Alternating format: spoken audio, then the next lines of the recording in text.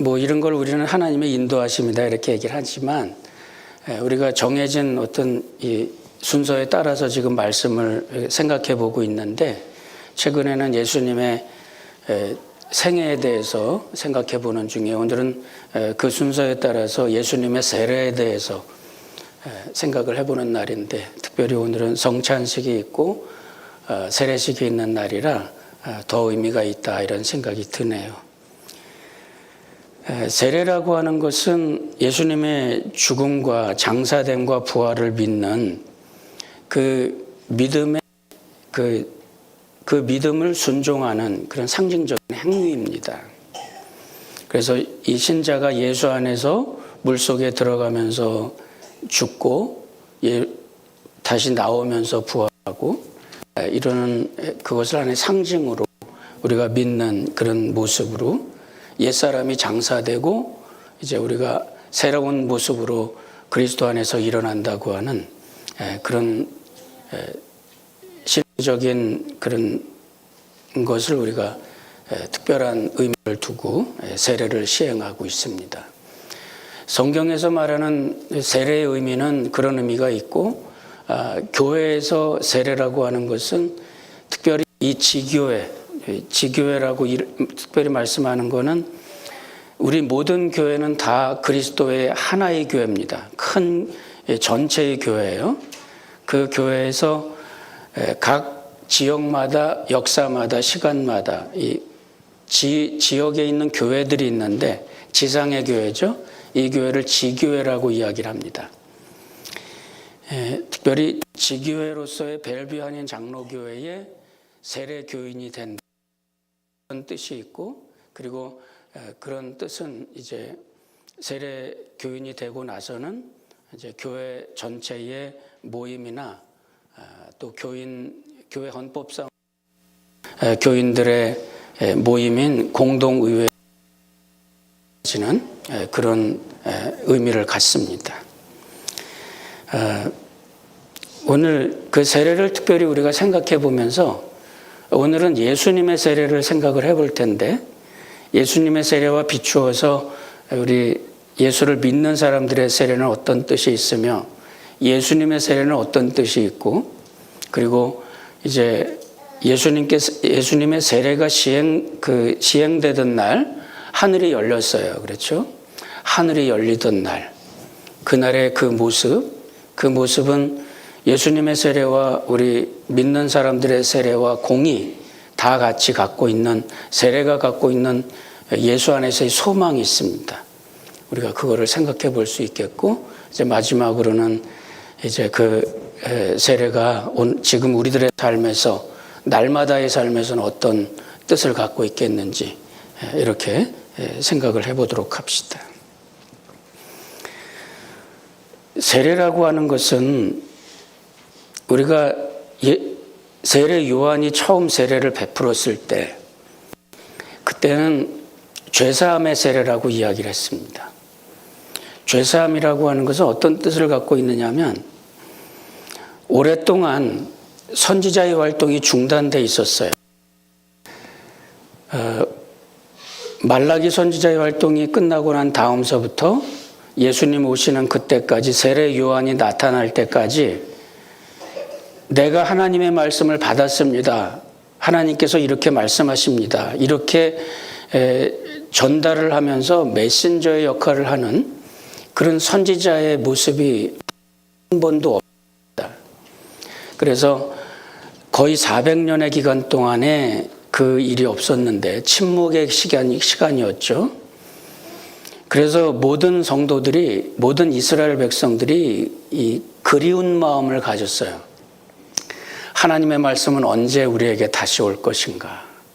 선지자는 언제 다시 일어나서 지금 우리가 겪는 이 삶의 어려움과 곤고에 대해서 하나님은 어떻게 우리에게 은혜를 베푸시고 또 우리에게 어떤가 이런 생각을 이제 많은 백성들이 오랫동안 그 일을 생각을 하고 있었는데 이제 어느 날 갑자기 광야에서 세례 요한이 하나님의 말씀을 선포하기 시작하는 겁니다.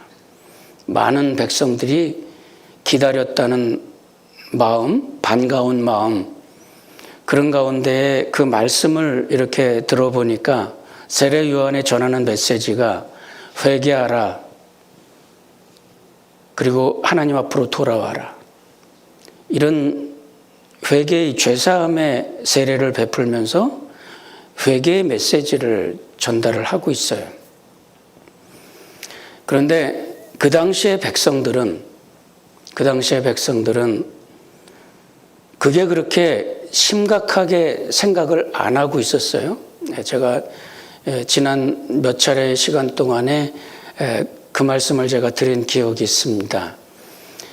구약 성경의 마지막 때에 그 이스라엘 백성들의 신앙생활의 모습, 제2성전이 건립되고 나서 피상적으로 돌아서 버린, 그래서 하나님을 향한 신앙이라기보다는 종교생활이 되어버린 그런 신앙들의 아주 피상적인 그런 모습들, 제물을 드리는 제사도 너무 피상적으로 변해버리고 하나님 앞에 헌신도 너무 습관에 젖어 있는 이런 모습들, 더 이상 하나님께서 하나님의 백성들에게 구체적으로 말씀하시는 일이 없는 그런 성전의 모습, 교인들조차도, 이스라엘 백성들조차도 하나님 앞에 나갈 때에 상한 제물을 가지고 나가고 상한 제사를 드리고 하나님이 절대 금물하는 것들을 스스로 이 신앙생활 속에서 좀 죄를 범하고 하나님을 불경하게 만드는 일을 해도 뭐 즉각적인 형벌이 있는 것도 아니고 모든 신앙생활의 모습이 좀 약간은 피상적으로 바뀌어버렸습니다. 그런 가운데 갑자기 세례 요한이 나타나서 이제 하나님의 때가 임박해 왔다. 하나님께서 이제 하나님의 사람을, 하나님의 메시아를 이제 보낼 때가 임박해 왔다. 이렇게 말씀을 전하는데 문제는 아직 준비가 안 됐다는 말입니다. 백성들이 피상적인 신앙생활에 젖어서 하나님의 임박한 은혜에 대해서 준비가 안 됐어요. 어떻게 하면 좋을까? 이제라도 준비를 해야지. 그럼 하나님께서 선지자를 통해서 말씀하시는데 하나님의 메시아가 이제 금방 올 거라고 하는데 이제까지 잘 못했는데 이제라도 다시 준비를 해야지. 마치 오랫동안 집안을 치우고 있지 않다가 그저 나 혼자 살 때는 괜찮았는데, 우리 식구들 살 때는 괜찮았는데 손님이 온다 이러면 대청소를 해야 되잖아요. 마찬가지로 피상적인 신앙생활 속에 빠져 있다가 세례 요한의 메시지가 나오니까 이제 하나님 말씀이 오는구나, 돌아서야지. 많은 사람이 세례 요한이 죄사함의 세례를 베푸는 곳으로 모여들었습니다. 많은 사람들이 물속에 들어갔다 나오면서 회개의 세례를 받고 다짐을 합니다. 그 다짐은 그냥 피상적인 것이 돼서는 안 됐습니다.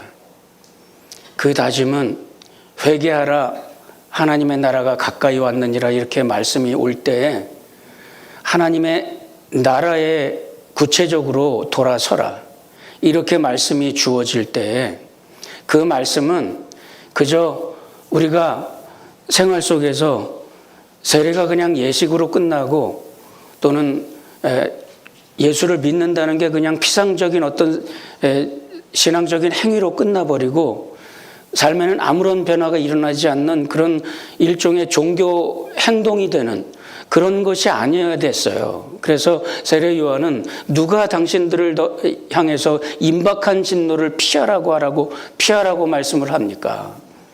독사의 자식들아, 나무 뿌리가 이미 지금 나무 뿌리에 이미 지금 도끼가 놓여 있다. 하나님께서 열매를 맺지 않는 가지는 찍어 불에 던질 것이다. 아주 살벌한 말씀들이 전달이 돼요. 이 말씀은 뭐냐면 회개의 이 죄사함의 세례를 받고 나서는 이것은 하나의 상징인데 무슨 상징이냐면 우리의 삶 전체가 이제는 하나님께로 돌아서야 된다는 말입니다. 신실한 삶의 모습을 그대로 유지하고 날마다 하나님 앞에 나가 죄사함의 세례의 의미를 실천하고 하나님 앞에 나가서 회개를 하고 하나님 앞에 나가서 자신을 돌아보고 날마다 경성하고 깨어있는 그런 삶을 이제 시작해야 된다는 말입니다. 그것을 지금 돌아서서 시작하지 않으면 하나님의 심판이 이제 막 임박해 왔는데 어떻게 할 거냐 이 말이에요. 한 번 세례받고 끝나는 게 아니라 그 세례는 무엇을 상징하느냐 하면 이제 우리의 삶이 더 이상 피상적인 종교 생활이 되어서는 안 된다는 이 메시지를 주고, 그래서 그 죄사함의 세례는 우리의 삶과 아주 직결되어 있는 하나님의 백성들에게 아주 심각하고 준엄한 그런 죄사함의 세례였습니다. 이때 주님께서 거기에 나타나셨어요. 주님께서 오셔서 세례를 받고자 하십니다. 세례 요한이 내가 당신에게 세례를 받아야 되지 어떻게 당신이 나에게 옵니까? 이럴 때 예수님께서 그대로 하자. 이렇게 해서 우리가 하나님의 의를 이루어야 된다. 예수님께서 죄사함의 세례를 받습니다. 무슨 의미가 있을까? 죄가 있어서 죄사함의 세례를 받을까? 그건 아니죠. 히브리서 4장 15절 16절에 보면 주님은 우리와 한결같이 시험을 받은 자로 돼 죄는 없으십니다. 우리와 같이 육신을 입으셨는데 우리의 어려움을 차율하지 아니하는 자가 아니요, 새로 번역된 성경에서는 동정하지 아니하는 자가 아니요.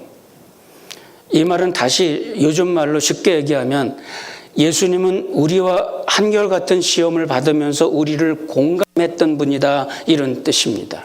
우리와 같은 처지에 처하시면서 같은 인간의 삶을 살아가면서 충분히 우리를 공감하시고 우리의 손을 붙잡고 우리 가운데 하나님의 은혜를 베푸시는, 우리는 그래서 그 예수님의 손을 붙잡고 은혜의 보좌 앞에 담대히 나아갑니다. 그 말뜻은 우리는 비록 주님 은혜의 보좌 앞에 나갈 능력도 없고 자격도 없지만 우리의 손을 잡아주시는 주님과 함께 우리는 담대히 은혜의 보좌 앞에 나가는데, 그 말은 뻔뻔스럽게 나간다 이런 뜻입니다. 나는 너무 부족하지만 주님의 손을 붙잡고 십자가에서 내 죄를 대속하신 주님의 손을 붙잡고 주님의 보혈의 공로에 의지해서 내가 하나님의 은혜의 보좌 앞에 나아갑니다. 주님. 믿습니까? 예. 이 뜻입니다. 우리가 물속에 들어갔을 때 주님 함께 물속에 들어오셔서 우리의 손을 붙잡으시고 함께 물 위로 올라오시면서 우리 손을 붙잡고 하나님의 나라의 영광의 나라에 입성하는 그 일을 보여주신 것, 쉽게 말씀드려서 예수님의 세례, 요단강에서 세례 받으시는 예수님의 모습, 그 세례의 의미입니다. 내가 어떤 분과 이제 대화를 하면서 그런 얘기를 한 적이 있습니다. 하나님 앞에 내가 죄를 회개하고 주님 앞에 나가는데 하나님은 우리를 얼만큼 받으실까요? 저는 그런 질문을 했었습니다. 한번 생각해 봅시다. 우리가 주님께 나가서 죄를 고백하는데 우리가 고백하는 죄가 우리가 지은 죄에 얼마나 될까요? 내가 얼만큼 기억하고 있을까요? 내가 주님 앞에 자백하고 회개한다. 그거는 내가 회개해서 하나님이 용서하시는 게 아니라 내가 예수를 믿을 때 십자가의 보혈을 내가 믿고 그 은혜의 십자가 안에 나갈 때 하나님께서 이미 다 등이 서에서 먼 것처럼 옮기셨습니다. 사망에서 생명으로 옮기실 때, 죄의 종에서 의의 종으로 만드실 때, 세상에 권세를 잡고 있는 마귀를 섬기던 사람이 하나님을 섬기는 백성이 되었을 때 이미 우리의 모든 죄는 하나님이 다 옮기셨습니다. 히브리서 6장에서는 이걸 가리켜 그리스도의 도의 초보라고 이야기합니다. 그리스도 도의 초보는 우리가 버려야 돼요. 무슨 뜻이냐면 그리스도의 도의 초보, 처음 예수를 믿을 때 우리가 하는 일들, 죽은 행실을 회개하는 것, 이전에 지나간 일이잖아요. 그런 일을 끄집어내서 또 회개하고, 옛날에 내가 이런 잘못을 했습니다, 또 회개하고, 그거 아니라는 말입니다. 그리고 이제는 우리가 더 좋은, 더 나은 은혜 앞에 나가야 되는데 그 은혜가 무엇이냐면 하나님 앞에 나와서 하나님의 은혜 가운데 나가서 우리가 하나님 예수를 믿고 거듭난 우리의 모습으로 주님 앞에 나갔을 때 우리는 죄를 지어요. 그렇죠? 날마다 예수를 믿음에도 불구하고 생각으로, 말로, 행동으로 우리는 죄를 짓습니다. 때로는 죄의 가능성이 있지만 절제할 때도 있지만 승리할 때도 있지만 그러나 실패할 때도 있습니다. 요한일서 1장 9절은 만일 우리가 우리 죄를 자백하면 저는 미쁘시고 의로우사 우리 죄를 사하시며 모든 불의에서 우리를 깨끗게 하신다 이렇게 말씀하셨을 때 그때의 죄사함은 예수를 믿고 난 이후에 우리가 범하는 여러 가지 죄들이 있는데 그 죄들을 주님 앞에 가지고 나와서 회개하고 하나님 앞에 고백할 때 우리의 태도가 있어요. 우리의 자세가 있는데 무엇을 의미하느냐 하면 하나님 앞에 나가서 회개를 하고 하나님 앞에 나가서 내놓는데 쥐어짜는 기도가 아닙니다. 눈물을 흘리면서 회개한다고 하니까 눈물 한 방울 정도는 흘려야 되는 거 아니야? 그렇게 하는 거 아닙니다.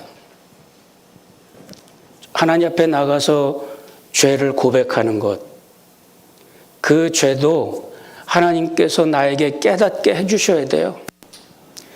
내가 죄를 인지하고 죄를 안다는 것 자체가 그것 자체가 이미 그 단계가 이미 내가 하나님의 은혜 가운데 있다는 말입니다. 하나님 내가 잘못했어요. 내가 이런 것이 너무 부끄럽고 하나님 내가 이런 것이 너무 송구합니다. 하나님 제가 목사로서 이런 말이 적당치 않았습니다. 하나님 목사 이전에 크리스찬으로서도 이런 나의 모습은 말도 안 되는 행동이었습니다. 눈물이 나죠. 그보다 그 전에 그것이 죄인지를 깨닫게 하시는 것이 성령의 은혜예요. 그래서 사도 바울은 그래서 고백한 게 있습니다. 로마서 5장에서 죄가 많은 곳에 은혜가 더욱 넘쳤나니 죄를 깨달으면 깨달을수록 그 가운데 경험하는 은혜가 더 깊어요. 그 매튜 헨리라고 하는 주석가는 그래서 그렇게 얘기했습니다. 죄를 깨닫는 것, 죄를 고백하는 것이 날마다 이미 하나님께서 우리 가운데 주신 하나님의 은혜입니다. 하나님 앞에 나가서 회개하고 하나님 앞에 나가서 우리의 죄를 자복하고 그럴 때 우리들의 마음은 그것 때문에 자책감에 사로잡히고 그것 때문에 심하게 실패감에 사로잡히고 그것 때문에 좌절하고 이러는 것이 아니라 이것을 깨닫게 하시는 하나님의 은혜 앞에 나와서 그리고 그 하나님 앞에 내놓고 그 하나님 앞에 하나님의 은혜를 구하고 이 모든 것이 하나님의 은혜입니다. 이 모든 것이 하나님의 복입니다. 이 모든 것이 하나님의 도우심입니다. 겸손히 주님 앞에 나가 그것을 내려놓고 그것을 감당해 주시고 우리에게 은혜를 베푸는 그 하나님 앞에 감사하고 찬양하면서 그러면서 주님 앞에서 일어나는 모습, 우리들의 삶에 하나님께서 주신 은혜와 하나님의 자유와 하나님의 능력을 경험하는 일이 예수 그리스도 안에서 나의 죄를 회개하고 주님 앞에 나가 자백하는 그런 일들의 결과이며 과정이에요. 그것은 은혜입니다. 은혜인 줄을 믿으시기 바랍니다. 하나님은 성도의 눈물을 잔해 받으세요. 우리가 하나님 앞에 자백하면서 눈물을 흘려요. 그것을 너무나 귀하게 하나님은 보십니다. 그러나 우리들의 마음이 자책감과 열등감과 죄책감과 실패감과 절망감 속에 사로잡혀 있기를 원하지는 않으세요.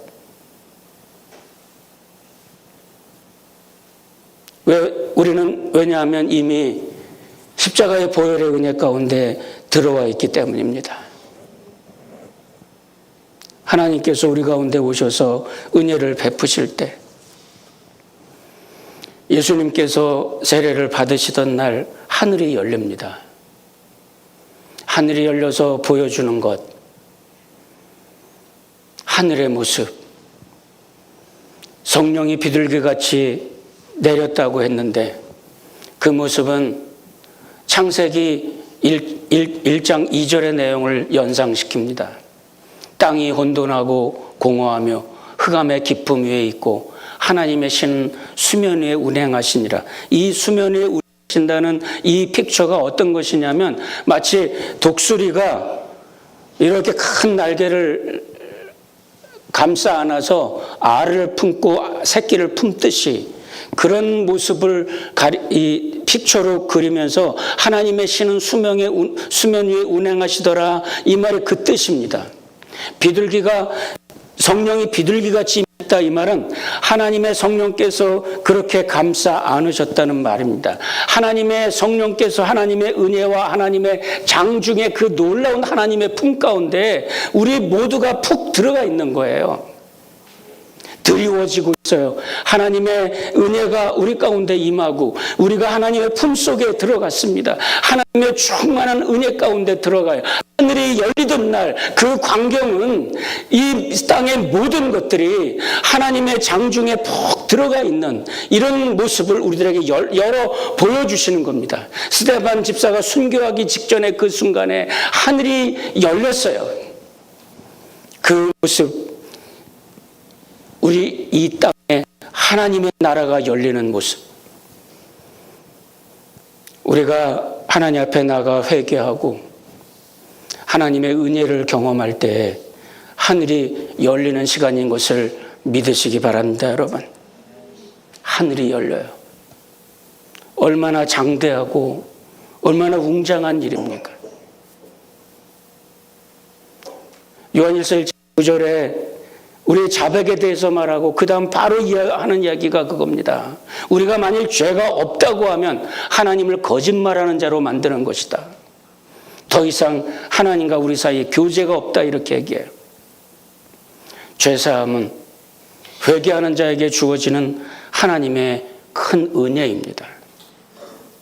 그리고 그 은혜 가운데 우리는 하늘이 열리고 하나님의 성령께서 우리 가운데 들이우시는 그 놀라운 은혜를 경험하게 되는 것입니다.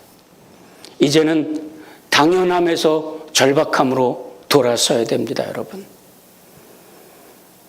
세례 요한이 세례를 베풀던 그때에 이스라엘 백성들은 그렇게 얘기했습니다.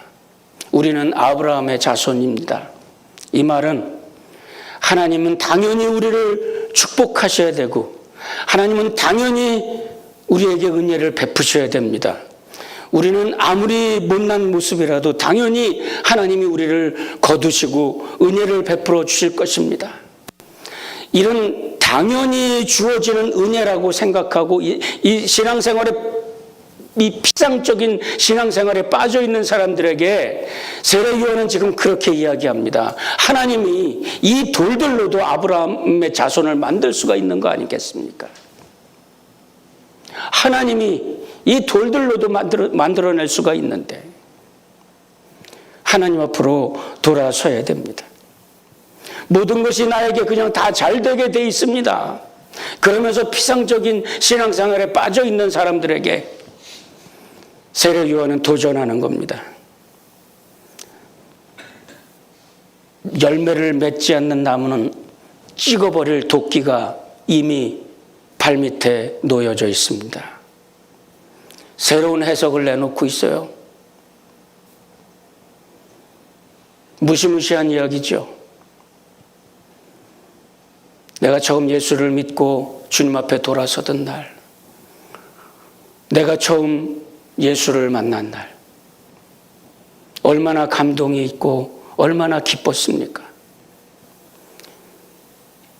그때는 무릎만 꿇으면 눈물이 펑펑 쏟아졌는데 어느 정도 세월이 지나고 지금은 눈물은커녕 먼지만 펄펄 나요. 이제는 그 당연함에서 영적인 절박함으로 돌아서야 됩니다. 날마다 주님 앞에 나와서 은혜를 경험하고 우리를 새롭게 하시는 주님의 은혜 앞에 여러분 날마다 그 은혜의 깊은 강물에 여러분 스스로 하나님의 크신 은혜를 경험하게 될 수 있기를 간절히 축원합니다. 말씀 생각하시면서